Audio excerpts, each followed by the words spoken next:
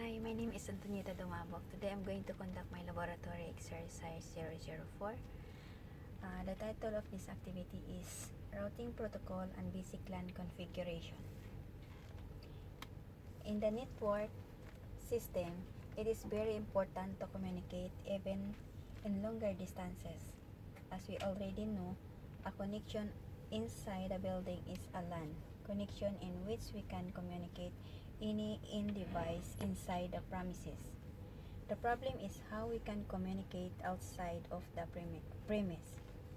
The solution is to connect various LANs.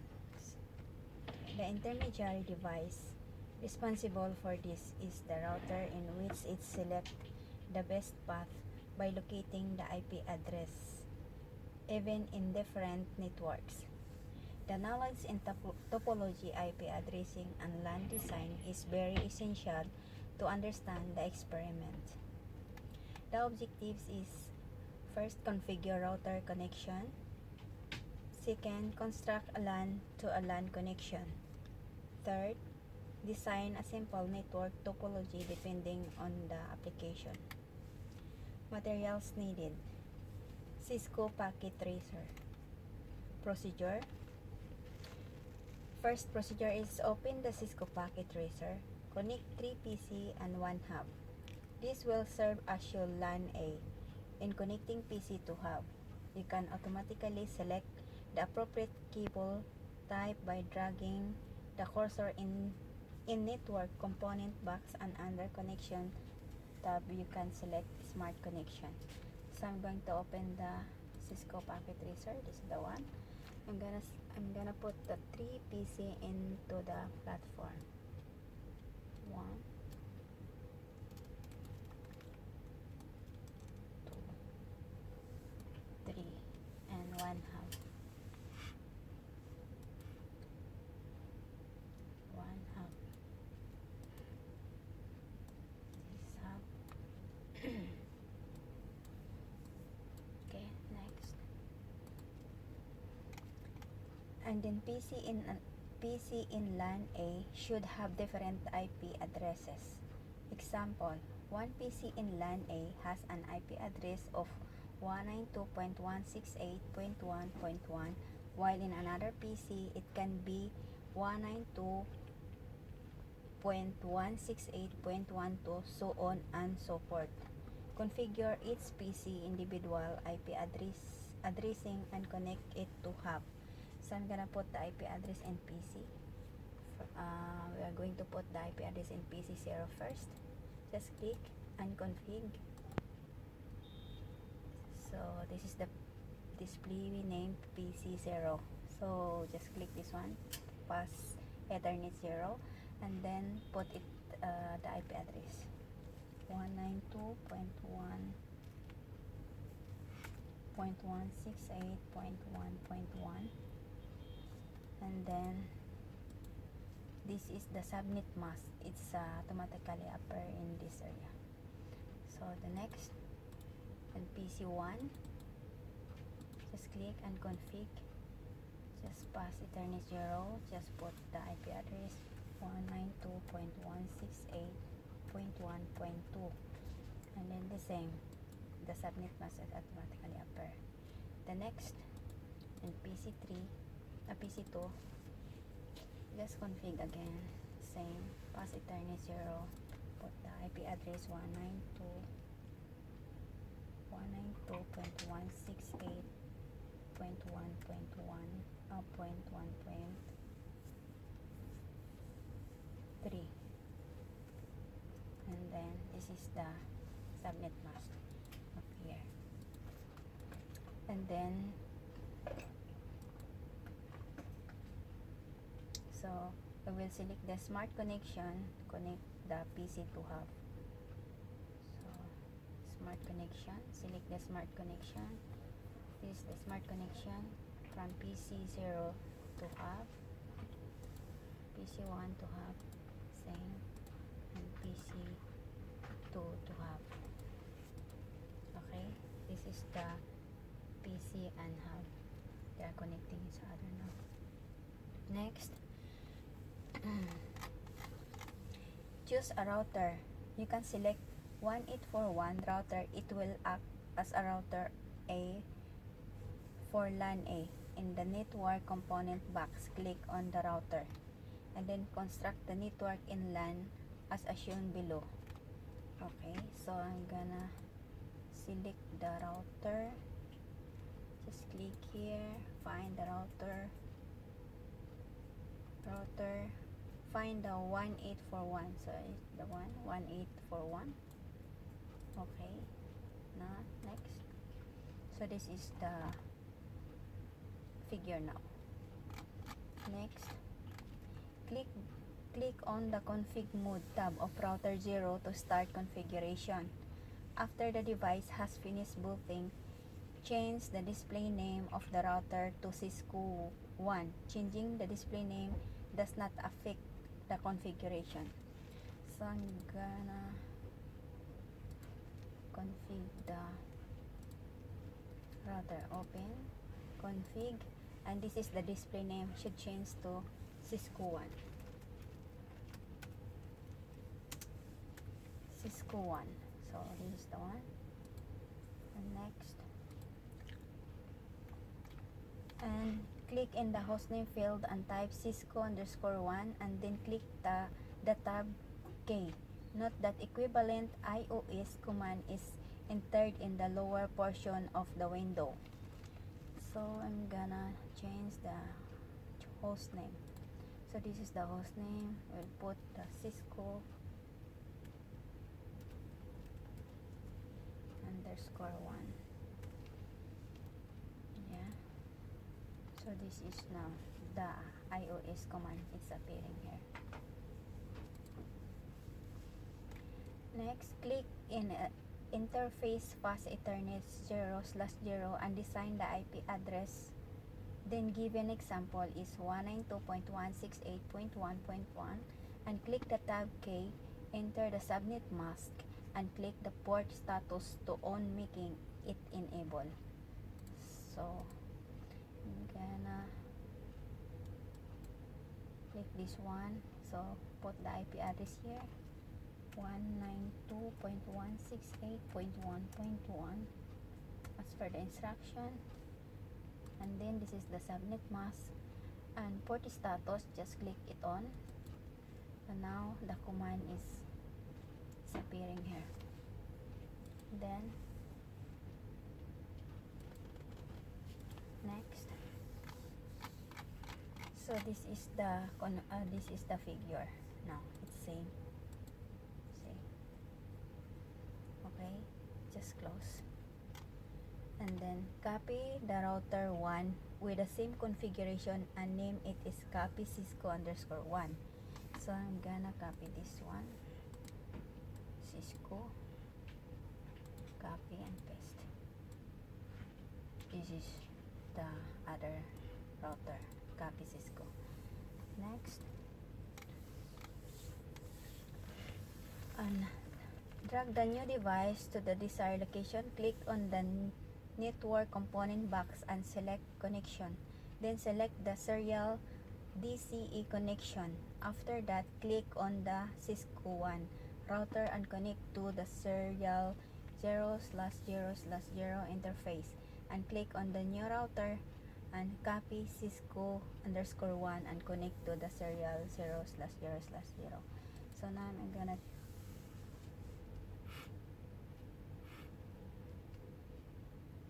connect. I'm gonna change the name Cisco, copy Cisco, sorry, copy Cisco_1.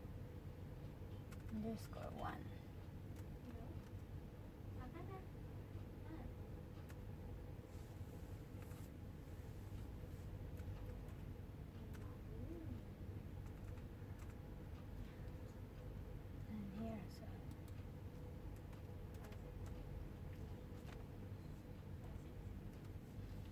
then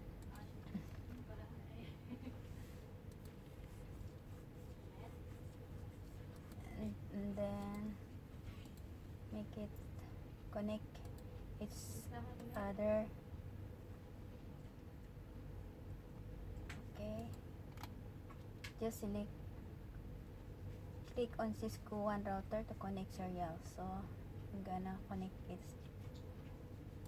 one. Just connect the, just click the serial DCE.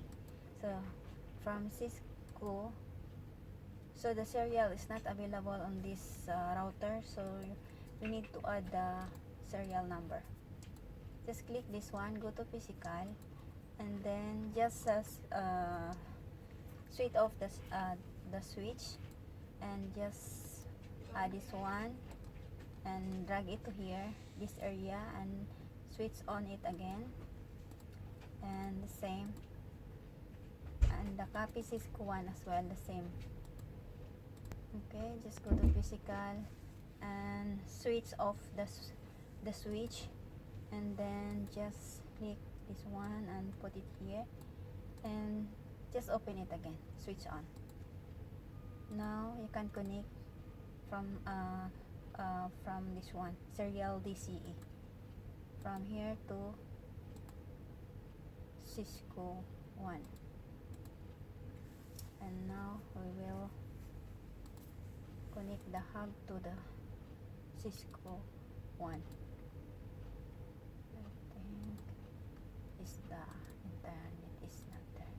Yeah, so just 192.168.1.1 because it's not available.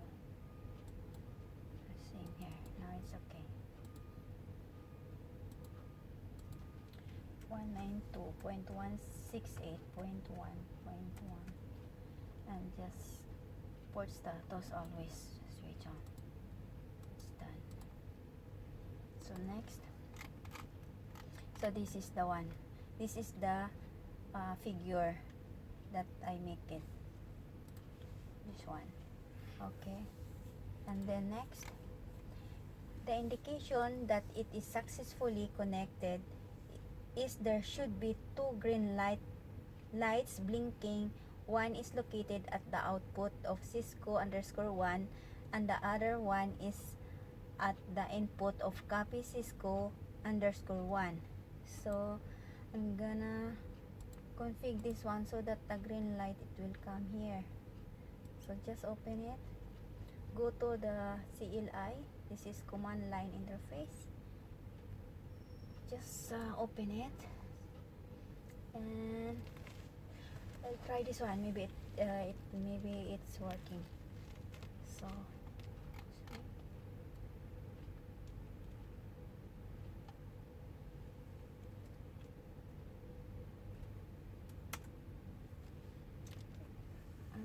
router config.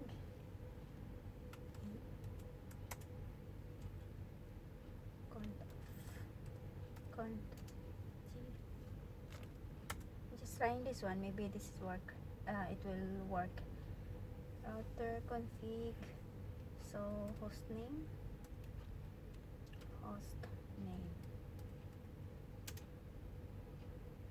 copy. Sorry, Cisco_1. Then host name, and then next, interface,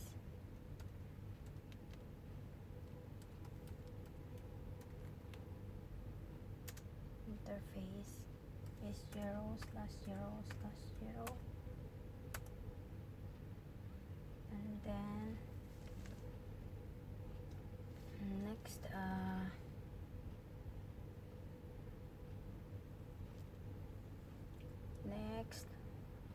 interface name, description,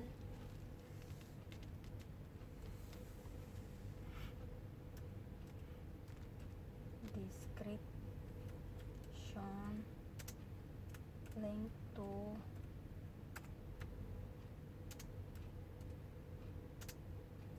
copy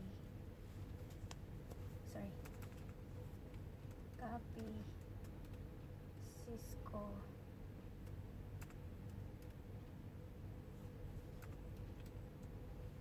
underscore copy cisco underscore 1, cisco underscore 1, yes, and then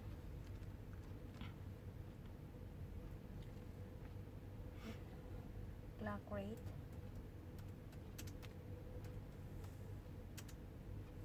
1200,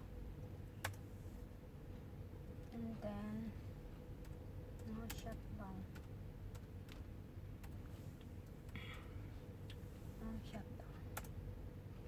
so this is the one.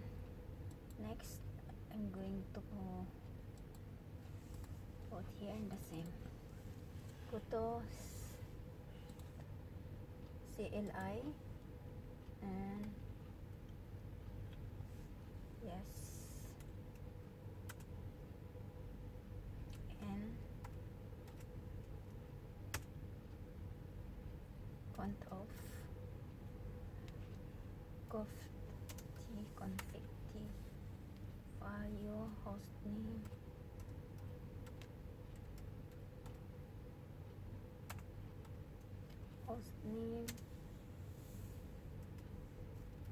copy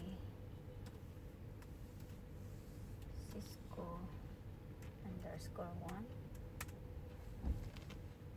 interface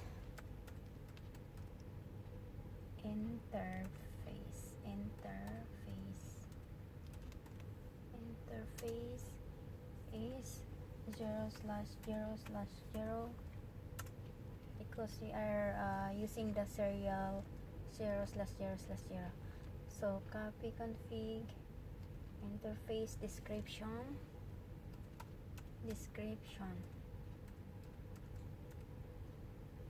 link to cisco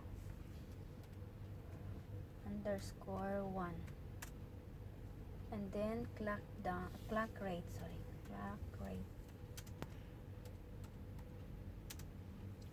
1200, same, and no shut. So I'll try if it is working. Just close it.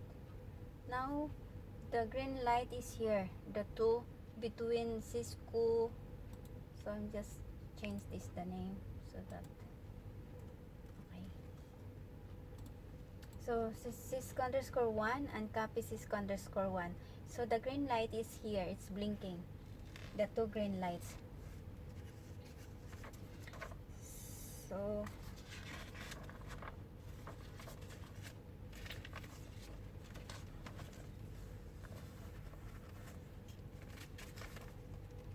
this is the network showing the configured devices as per assigned IP or Internet protocol.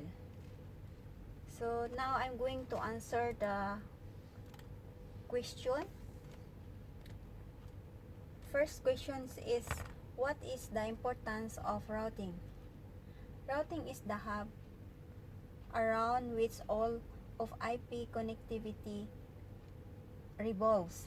At the simplest level, routing establishes basic internet communication, implements an addressing structure that uniquely identifies each device, and organize individual devices into hierarchical network structure.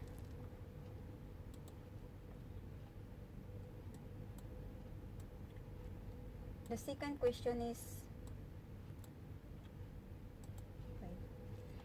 why do we need a router? Why not use switch or hub?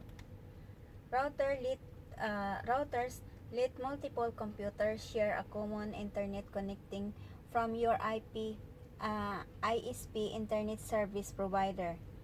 This applies to cable, a DSL input, or by 3G mobile using USB dongle. A computer connected directly to the ISP cable connection is subject to attack. The presence of a router improves security. A router is very different from the switch because it is for routing packet to the other networks. It is also more intelligent and sophisticated to serve as an intermediate destination to connect multiple area networks together. A switch is only used for wired network, yet a router can also link with the wireless network. So the third question is, what is the important that each PC has different IP address, and why will happen if we will use same IP address? An Internet Protocol address or IP address is unique identifier given to every machine in a network. An IP address serves two primary functions. Because an IP address is a unique identifier, it allows computers to send and receive information to and from a specific computer in a given network. Conflict arises when two devices are on the same network trying to use the same IP address. When this occurs, both computers end up not being able to connect to network resource or perform another network operation. What can you conclude? Fourth, what can you conclude from this activity? Internet Protocol IP enable two-way communication between any two-web connected devices, regardless of physical location, based upon location within the systematic network grid of rules, known as Internet Protocol or IP, by which the entire Internet is governed. Both sending and receiving IP addresses are identified on the IP grid every time two devices interact online, thus enabling point-to-point communication process. Since the formatting for IP address is globally standardized, there are no communication restrictions based on which countries two devices are located in. However, sheer geographic distance and the number of connected devices simultaneously seeking to use the same service or same servers can sometimes slow transmission of data. So this is the laboratory exercise number 4, and I hope I have answered and satisfied the requirements and questions of this laboratory exercise. So thank you for watching. Bye.